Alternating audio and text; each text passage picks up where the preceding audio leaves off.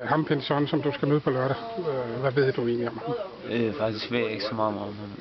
Som jeg også sagde til 2-3, jeg bryder mig ikke om at vide særlig meget om min modstander. Det lærer min træner om. Han får lov til at styre strategien. Er der noget, I specielt er trænet på den her gang? Vi har arbejdet på en hel masse forskellige serier, en hel masse jab bare for at gøre ligesom alle de andre gange, ligesom at åbne alt med jabber. Og så har vi arbejdet meget på at arbejde med dybe slag også. Det der med at sætte slagene sammen, det er noget, du arbejder på i øjeblikket? Præcis. Det virker lidt mod Matjevski der en gang imellem, som hvis der lige kom 2 ekstra slag på, så kunne det have gjort en forskel. Vi har arbejdet lidt på at få nogle længere serier på, og det følte jeg virkelig til sparring også, så nu håber det virker. Hvordan har sparringen været? Sparringen har været utrolig hård, synes jeg. Jeg har haft 2 rigtig stærke sparringspartnere, som ikke bare er kommet for at få deres tæv. De er ligesom kommet for at bevise, at de også godt kan give igen. Okay. Det har været hårdt. Er formen anderledes den her gang? Formen? Ja. Nej. Og den er bedre selvfølgelig. Ja. Du skal kun bokse 10 omgange den her gang. Hvad forskel gør det? Det gør bare, at jeg har lidt mere overskud til at fyre den af i 10 omgange i forhold til i 12 omgange. Så 2 omgange mindre, det må bare blive fordelt på de andre omgange. Du skal møde Patrick Nielsen på lørdag. Hvad ved du om ham? Du vas a pelear con Patrick Nielsen el sábado, ¿no? ¿Qué sabes de él? Pues sé que es un peleador local, bien invicto. Es un peleador muy bravo. Han ved godt, han er en lokal bokser, som de har ikke tabt endnu, og så han er meget vold eller kraftig til at kæmpe. Hvordan skal sådan en mand slås? Hvordan skal du besejre ham? ¿Cómo lo puedes triunfar? ¿Cómo puedes derribarlo? Pues imponiendo mi estilo, con mucha resistencia, y yo creo que de igual manera la agresividad que él tiene, yo la voy a tener. Han har prøvet at imponere eller bekræfte sin stil, sin måde til at kæmpe, og sin kraft. Han ved godt, hvordan han klarer den. Det er helt sikkert, han laver den bedste.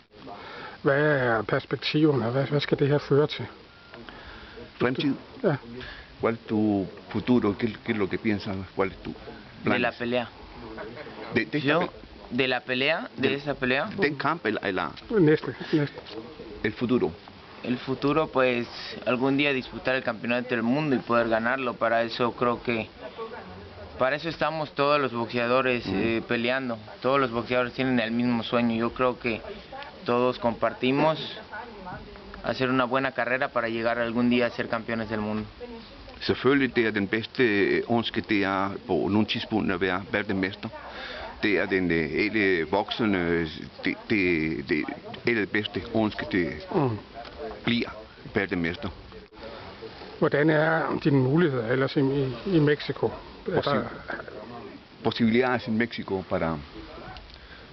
para seguir avanzando. Muchas posibilidades. Yo soy uno de los peleadores en peso medio ya en México que son reconocidos en la República Mexicana, en todo México. Der er mange muligheder i Mexico, fordi han er i sin mellemvægt, det er et af de bedste muligheder, det er kæmpestore. On Saturday, Patrick is fighting not 12 rounds, but 10 rounds. Yeah. What's the reason for that? It's don't want to push Patrick too hard at the moment. Of course, he had his last fight in September. It's November now, and hopefully we'll get him out again in January, sort of February time. So, of course, we don't want to exhaust him. He's still young. He's had quite a few 12-rounders, considering he's only 22 years old. So, it's a deliberate decision. And one that I think is it's calculated and worthwhile. He's facing a Mexican called Pinzon, whom many people probably don't really know. Yeah. Jose Pinzon, he's been in there with some good guys. He's been in there with people like Saul Roman, which he was winning the fight. He had Roman on the floor. And he's knocked out, I think, a guy called Jamie Barboza, who's a decent fighter as well. He's been in there with some good people. Wolak, I think he was in with. So he's a real come forward fighter. He's typical Mexican. You know, he'll keep coming at you.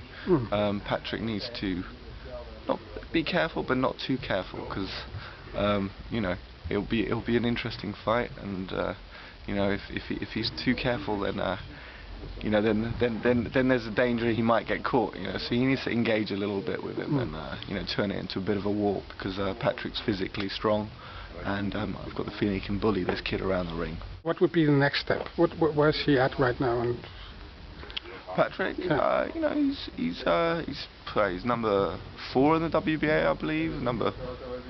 He's up high in the WBO and up high in the IBF, around 5, 6, I think, in both of them. You know, I could see him going for a bigger title next year. would you move him against a bigger opponent right now next time, or would you keep him on this level for a few fights? You know, he has to beat Pinzon first. I've been warned by quite a few guys in South America, in Mexico, saying, "Oh, watch this guy, he's a big puncher." So I've watched a lot of tape on him. So's Joey. So you know, it's a risk against Pinzon. You know, he's a tough guy and he comes forward. But you know, I think Patrick has the tools to beat him. But of course, as we are doing with Patrick at the moment, we're moving him at quite a fast pace. So you know, next year we're going to put him out against tougher guys, of course.